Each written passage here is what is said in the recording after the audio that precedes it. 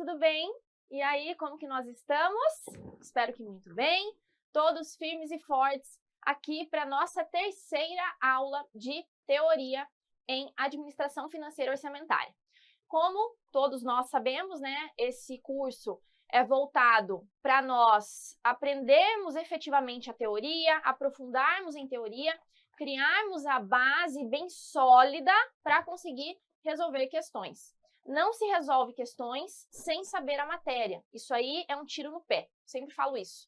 Gera ansiedade, você erra coisas porque você não conhece a matéria, você chuta e você acerta. Então eu sempre falo, não dá para simplesmente resolver questão sem saber o assunto. Então, minha filosofia de vida como concurseira e como concursada e como professora é a de que a gente tem que construir uma base muito sólida de teoria para conseguir se tornar competitivo. E ainda mais em AFO, que é uma matéria um pouquinho mais complicada, diferenciada, porque nós temos aspectos aí da contabilidade, nós temos aspectos da parte de finanças, misturada com a parte do direito. Então, temos aí que fazer vários raciocínios durante o curso, mas isso é necessário para que a gente consiga construir uma base boa, tá bom?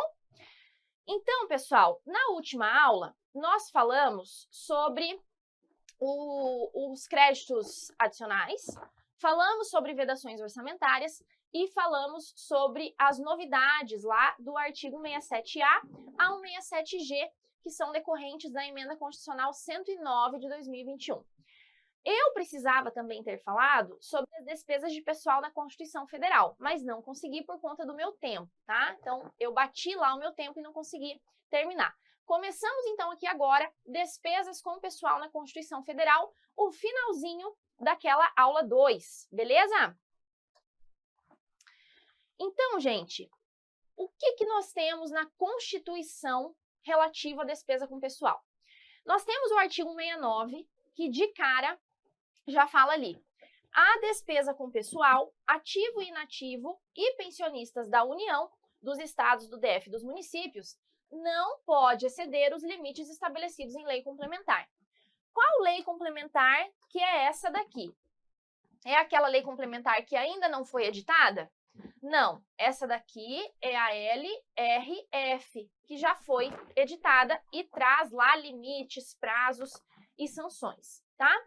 A concessão, parágrafo 1º, a concessão de qualquer vantagem ou aumento de remuneração, a criação de cargos, empregos e funções ou alteração de estrutura de carreiras, bem como a admissão, contratação de pessoal, a qualquer título, pelos órgãos e entidades da administração direta ou indireta, inclusive fundações instituídas e mantidas pelo poder público, só poderão ser feitas se, lá na lei tá o quê? Na lei não, na Constituição, né? Se houver, anota aí comigo, prévia dotação orçamentária na LOA,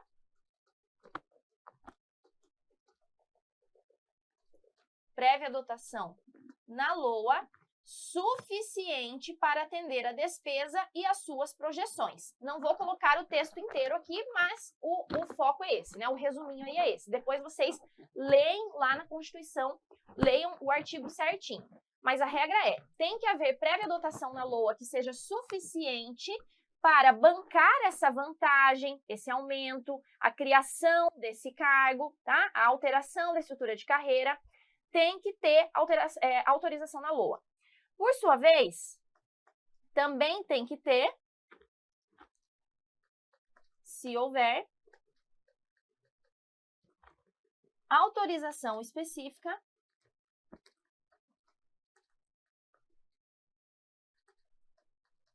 onde, gente? No PPA ou na LDO? Na LDO, tá? A LDO vai ter que autorizar aqui. E aqui a gente tem uma ressalvinha que eu vou colocar entre parênteses, tá? Ressalvadas empresas públicas e sociedades de economia mista.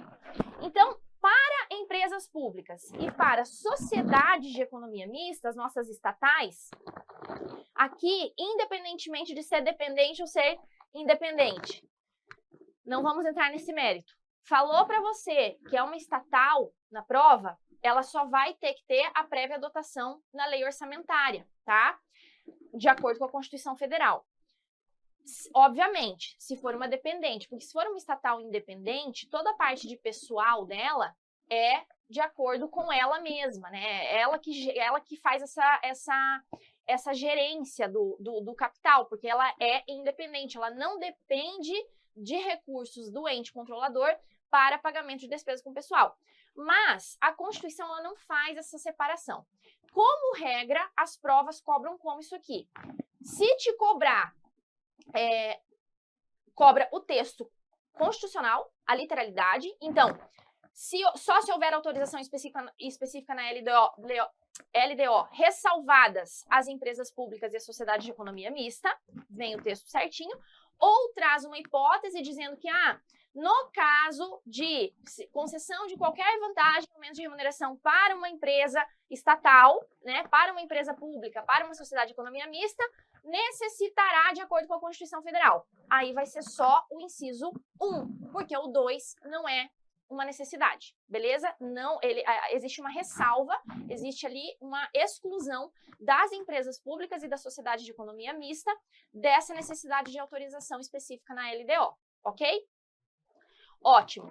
Outro ponto aqui, né, que nós falamos hoje, naquela questão ali do regime extraordinário de contratações, lembra que a gente falou que quando a União, quando existe a decretação do estado de calamidade pública, a União deve adotar o regime extraordinário fiscal, financeiro e de contratações, conforme a gente viu do artigo 167b para frente.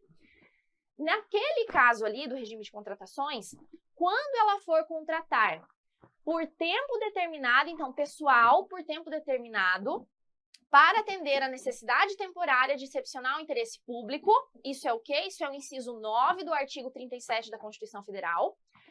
Apenas neste caso, neste contexto que eu acabei de narrar, não vai precisar cumprir isso daqui.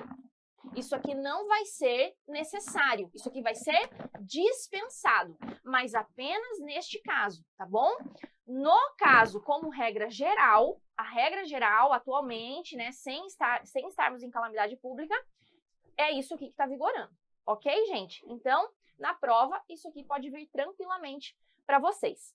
Outro ponto aqui que é interessante é que o STF, deixa eu até anotar aqui o número, o STF no recurso extraordinário, número 905-357, ele entendeu que a revisão geral anual dos servidores depende do cumprimento dos incisos 1 e 2. Ou seja, para recompor o salário, naquela situação de você repor o poder aquisitivo em virtude da inflação, que é a revisão geral anual dos servidores, mesmo que seja a recomposição do poder aquisitivo, ainda assim teremos que cumprir a autorização na LOA, né, prévia dotação na LOA, que seja suficiente para atender essa revisão geral, e temos que ter autorização específica na LDO, ok? Então foi um entendimento aí consolidado nesse recurso extraordinário que eu deixo aqui para vocês, tá? E ali só botei os incisos 1 e 2 que vocês já sabem que é isso daqui. Ótimo. Passando para frente. Decorrido o prazo estabelecido na lei complementar referida neste artigo, LRF, para adaptação aos parâmetros ali previstos, serão imediatamente suspensos todos os repasses de verbas federais ou estaduais aos estados, ao DF e aos municípios que não observarem os referidos limites. Nós temos, né, como limites globais lá da União, Estado e município, na LRF a gente tem União, Estado, município. aqui, junto com o Estado, entra o DF também. União, 50%, 60% e 60%, tá? Então, esses são os limites para a despesa com o pessoal. Não pode ultrapassar 50%. Na União, não pode ultrapassar 60% nos estados e DF, não pode ultrapassar 60% nos municípios. Se o ente federativo atingiu 100%, bati o meu limite. Então, aqui, bati no 50%, bati no 60%, bati no 60%, tá? Ou o Poder Executivo passou o limite dele, enfim. O que vai acontecer aqui? Após atingir 100%, então, atingiu o limite?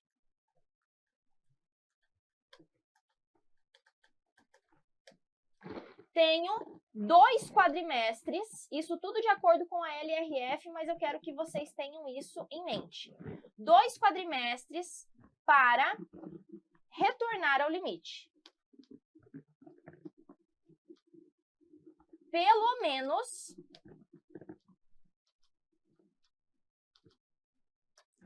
1/3 de redução desse excesso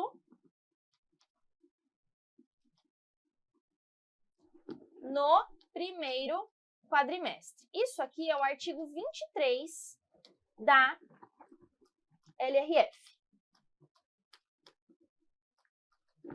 Beleza. Se decorreu o prazo estabelecido na lei complementar, pessoal, decorreu o prazo de 2 quadrimestres para retornar ao limite e não, o limite não retornou, o que acontece?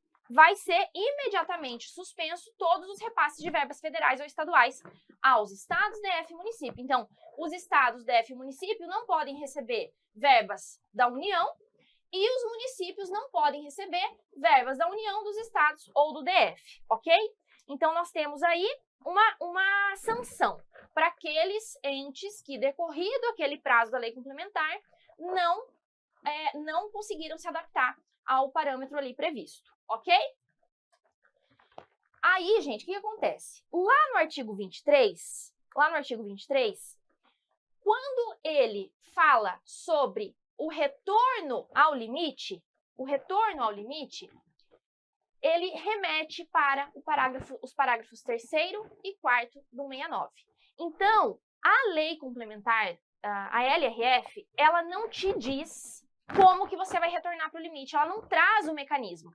Ela vai falar assim, que dentre outras medidas, vão ser adotadas as medidas dos parágrafos 3º e 4º do 169. E é isso que a gente tem para hoje. Então, o que a gente tem aqui? O que vai ser feito para conseguir retornar a despesa com o pessoal ao limite? Gente, 1. Redução em pelo menos 20% da despesa, né? Melhor assim, da despesa com cargo em comissão e função de confiança. Em segundo lugar, reduzir esses 20% não rolou, não consegui ainda melhorar o meu limite ali. Tô acima do limite. O que eu começo a fazer? Eu exonero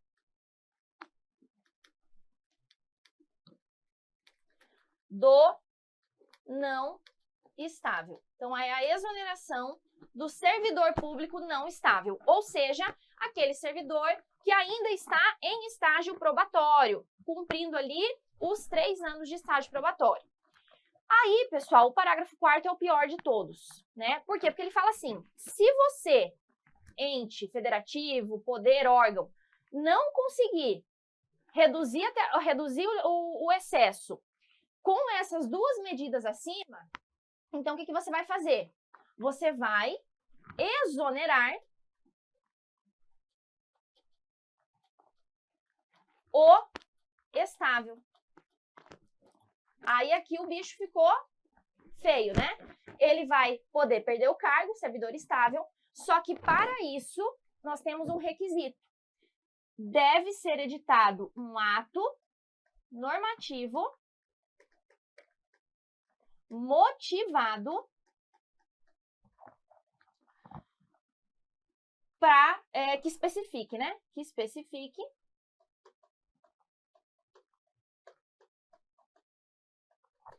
a atividade funcional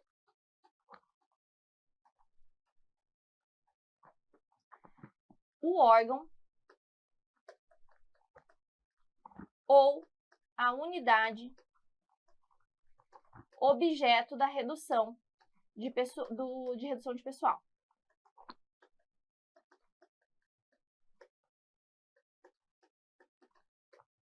Ou seja, falou para você que vai exonerar o estável, temos que ter ato normativo motivado, ok? Não é simplesmente a coisa mais fácil do mundo, vai ter que ter toda uma burocracia. Como regra, eu vou tentar isso aqui primeiro. Eu vou reduzir em 20% a despesa com cargo em comissão e função e confiança, num primeiro momento. Depois, não consegui. Depois, vou exonerar o não estável. E aí, só se eu não conseguir com essas duas situações acima, é que eu pulo para o parágrafo 4º e vou ter que exonerar o estável, que é uma medida drástica, é algo que não é bom que aconteça, mas é uma opção que a Constituição Federal traz para nós, tá bom?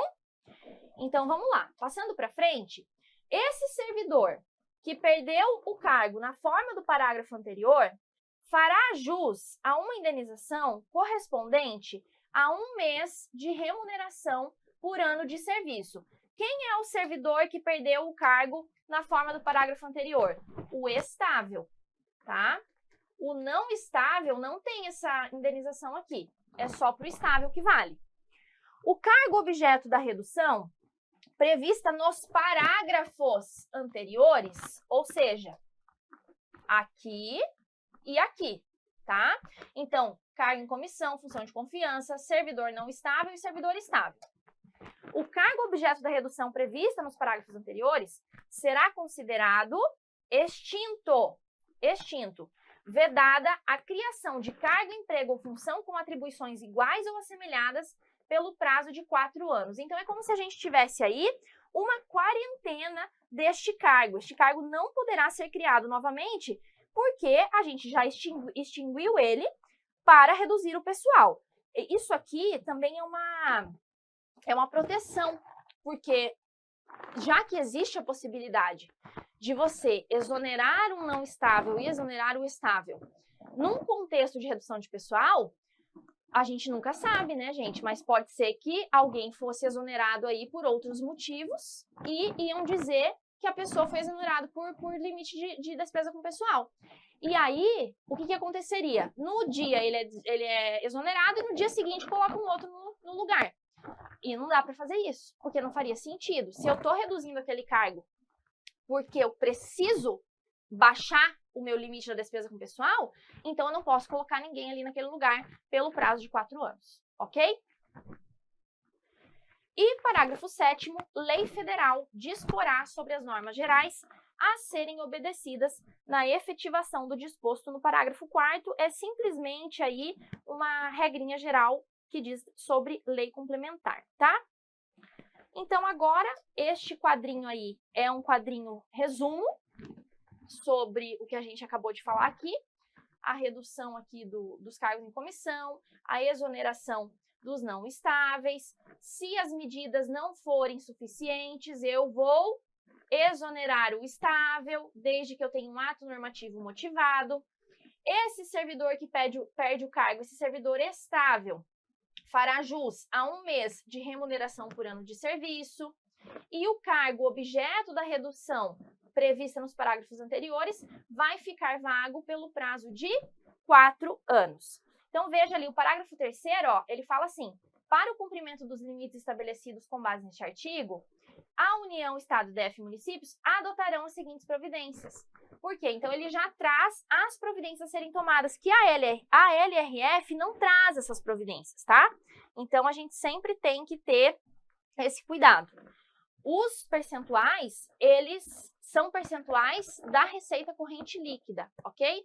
Então, aqui, ó, que eu botei para vocês, Sim, a União não pode exceder 50% da receita corrente líquida, o Estado não pode exceder 60% da receita corrente líquida e o município também não pode exceder 60% da receita corrente líquida com despesas com pessoal. E com relação a despesas com pessoal, é isso que eu tinha para falar para vocês. É uma partezinha mais tranquila, mas tem alguns peguinhas, detalhezinhos de prova, aquele períodozinho ali de quarentena, dos 4 anos, a questão das providências a serem tomadas. Então, é uma ordem cronológica que você segue, não é simplesmente eu vou exonerar o não estável antes de tentar reduzir os cargos em comissão. Não, você primeiro tenta reduzir os cargos em comissão em função de confiança em 20%, depois você passa para o não estável e depois, numa situação muito drástica e grave, você vai passar para o estável, ok? Então, é essa ordem que vai ter que ser seguida. Ótimo. Fechamos, então, esta partezinha da aula 2.2, que fala sobre despesa com pessoal na Constituição Federal. Logo mais eu volto para nós iniciarmos ciclo orçamentário. Até!